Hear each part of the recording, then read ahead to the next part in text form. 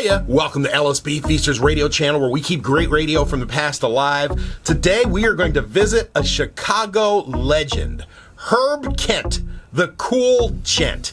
He started on radio in high school in 1944 and was on the air through the 40s, the 50s, the 60s, the 70s, the 80s, the 90s, the 2000s, the 2010s. He was still on the air, and Herb Kent had done all kinds of format. Best known, of course, for soul and R&B radio, but he spent time in rock radio, played new wave, played country western for a while too. He was just a guy who loved to be on the radio, and Chicago, where he spent most of his career, they loved him too. In the 1960s, he was a civil rights activist, but he spent so much time on the air through the decades. WGES, WBEE. He was on the legendary WVON in Chicago and ended his career at V103.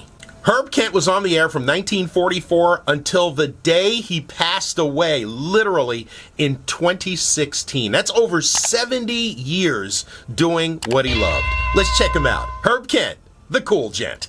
Chicago. It's 4 above zero at 10 o'clock. WVON News.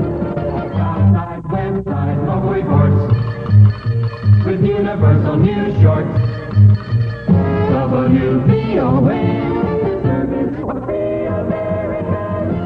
Good evening, everyone. This is Jim Maloney reporting. Chicago. A South Side Steel Company executive and his wife were robbed of jewelry the couple estimated to be worth over $90,000 tonight after 3 armed bandits entered their auto at O'Hare Airport. The victims are 50-year-old Harold X. Weinstein and his wife Mary of 5000 East End Avenue. Weinstein is the president of the Calumet Iron and Supply Company in East Chicago, Indiana.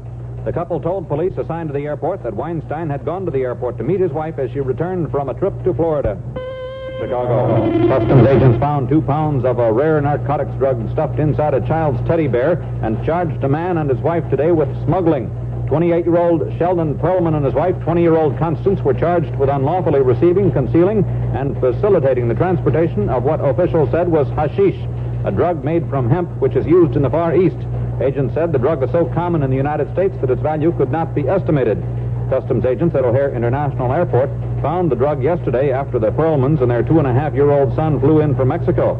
The agents were checking the couple's baggage when they noticed that the boy's teddy bear seemed strangely heavy.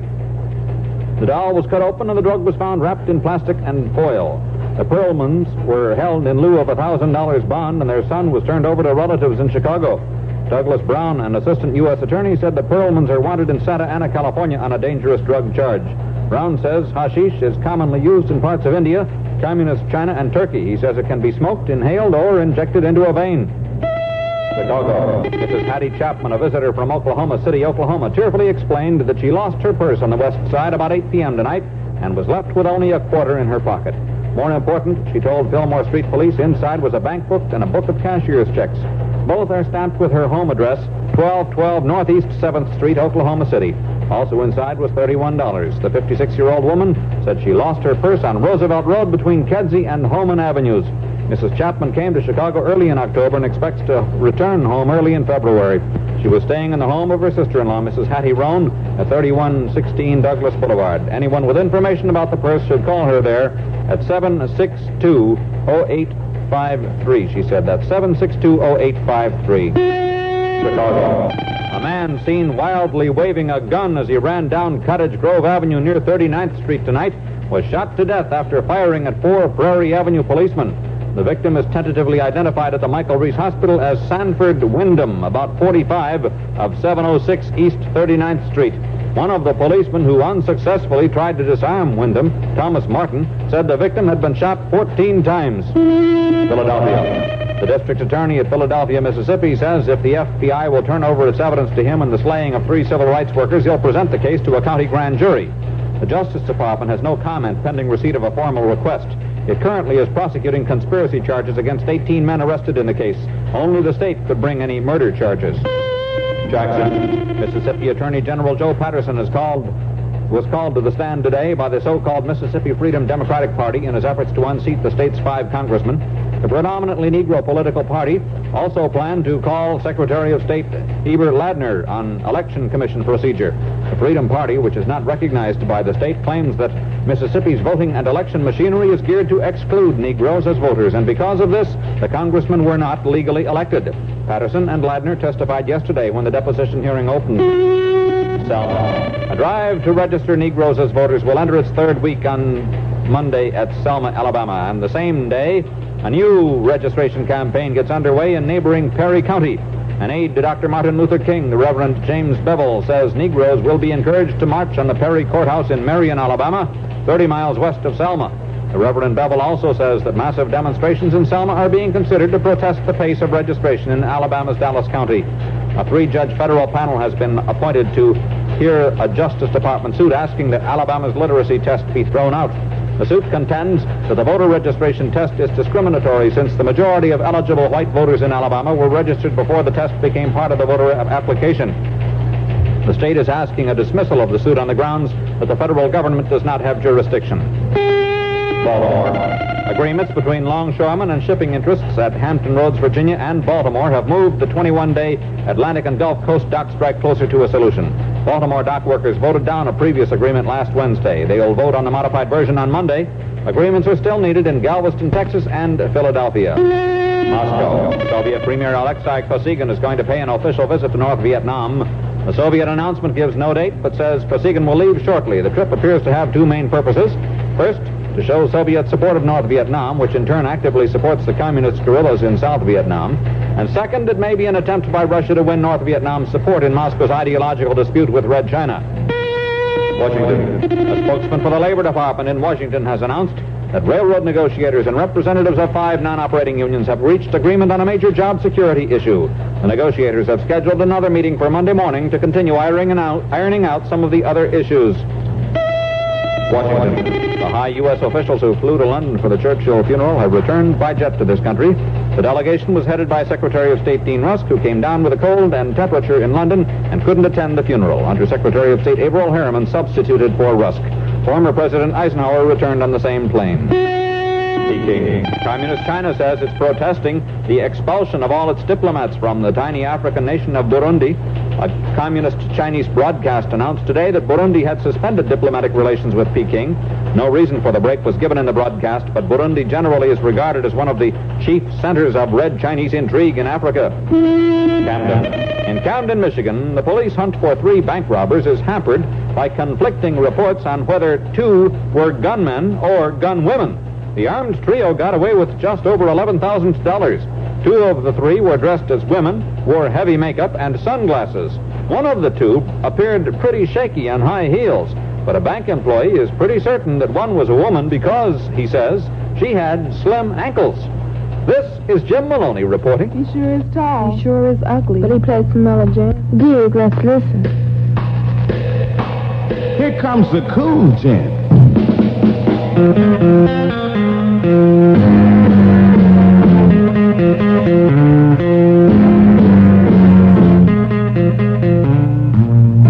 Sometimes I get a good feeling, yeah.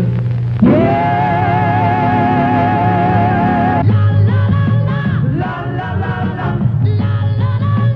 Yeah, baby. Adam's pictures changed, but something big, mean, evil, and ugly jumped up and grabbed me. Something got a hold of me. Let's play our next tune for Jerry and Latricia. Tweet, tweet, tweet. Yes, baby. So good to feel that way about one another. Saturday night, them kind of people can never get cold, can they? Zot!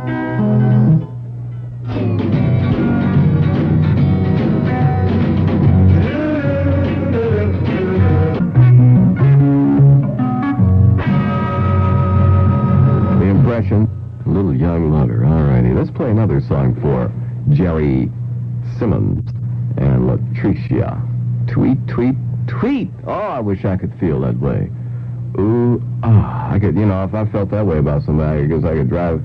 No, I'd walk outside, and the snow would melt off the ground at my feet. That warmth, and feelings, and emotions. All righty, little Richard, let's do your bit. Send me some loving.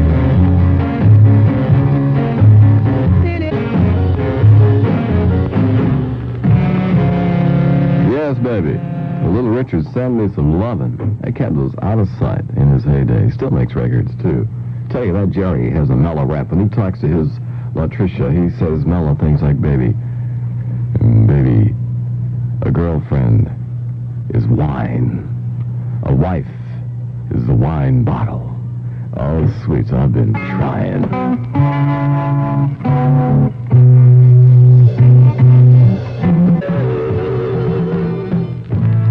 Keep on trying. That's like our little theme song at St. Philip's Lady of Sorrows, which reminds me, we'll see you tomorrow Sunday for our most mellow record hop on the west side at St. Philip's, Our Lady of Sorrows. And we want to remind you to get there and get there early because St. Philip's gets awfully crowded.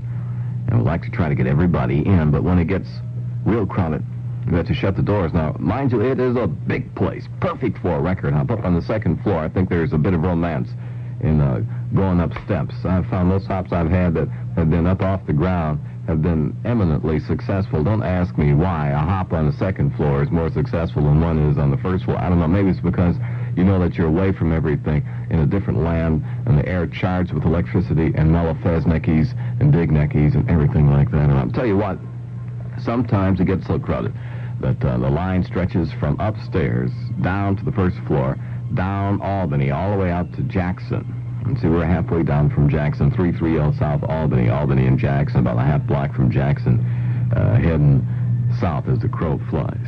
Now, to make sure you get there and get in there early, the first 100 people line up on them steps and get there. We'll get a free copy, brand new, never before used, of My Girl by The Temptations. No grammar school children allowed. We have a big show. Rudolph Browner, Mr. Moms Mabley Jr. will be there, and also Rudy Biggerette will MC. And Mrs. Rudy Biggerette may be out there, too. I don't know the way things are shaping up. And our guest star, Jan Bradley. Oh, boy, you should see this when we finish, though. St. Philip's, Our Lady of Sorrows, 4:30 till 10. Be there, Feznecky. This is going to be a gas. If only to see Jan Bradley is out of sight. Talking about rats, I saw in this picture, I don't want to tell you the whole picture, but in this picture, Horror Castle, this guy is torturing this woman, and he puts a cage over her head which contains a big, ugly alley rat. And her hands are tied and everything. This rat crawls around this cage and jumps on this woman's face, and blood squirts out of her face, and this rat eats this lady's nose off. And they show all of this, and then the lady looks down at her nose. Oh, I'm ruined. Ah! And they take her away somewhere. Isn't that miserable? Anyway, I want to talking about being ruined. I will play this for a lady that's the most ruined lady I ever saw in my life in Chicago. She is a veteran. She's about 5 feet even, and she weighs 300 pounds if she weighs an ounce. And she buys all her clothes from the big man's shop and goes to her seamstress and has them made into dresses and things like that.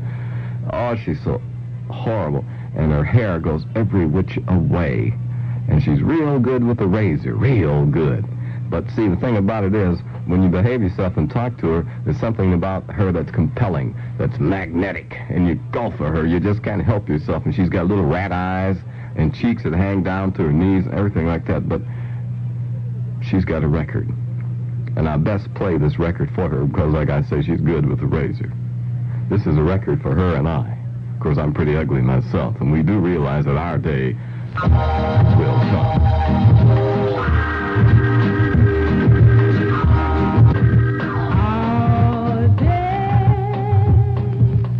Our day will come. Ruby and the Romantics, huh? Herbert Rogers, get here. I have all the lights in the studio turned out, not because I want to be romantic, but because there's a big mirror in front of me, and I hate to look at myself. I'm pretty ugly. Sometimes I'm so skinny they call me the living skull. My face, now you describe my face to you, looks like every bit of flesh has been stripped off, and the skin replaced thereof with little bumps on it. Huge, staring pop eyes. And where my nose usually is, half a nose and a big scab. I'm really ugly. That's no lie. That is no lie. And I can't, in all truthfulness, look at myself in the mirror and talk sweet and mellow and play these mellow jams like this one I'm going to lay on to you now because it ain't nothing but fun.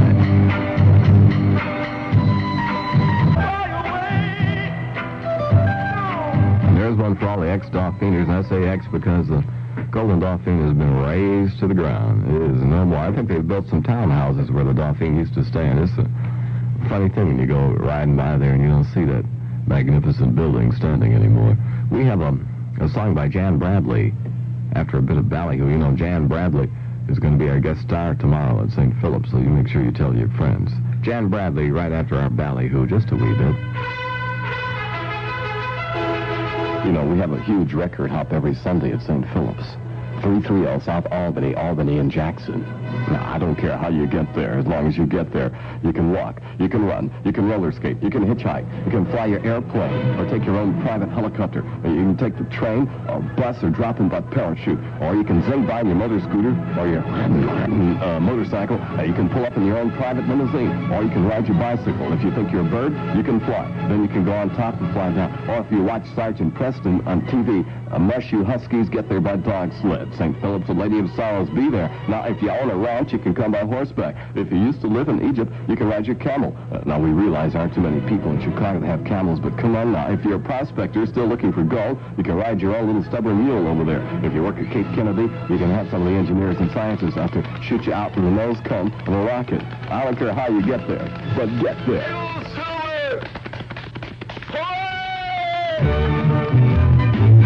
Okay, here's Jan, our star for tomorrow. We can't have Okay, Jan Bradley. We girls. We played that for you girls out there, all right, you Feznecky devils. Monday will be St. Elizabeth night, talking about Feznecky, so St. Elizabeth High School, get yourself ready, will you? Let's now have a station ID. Crawdad.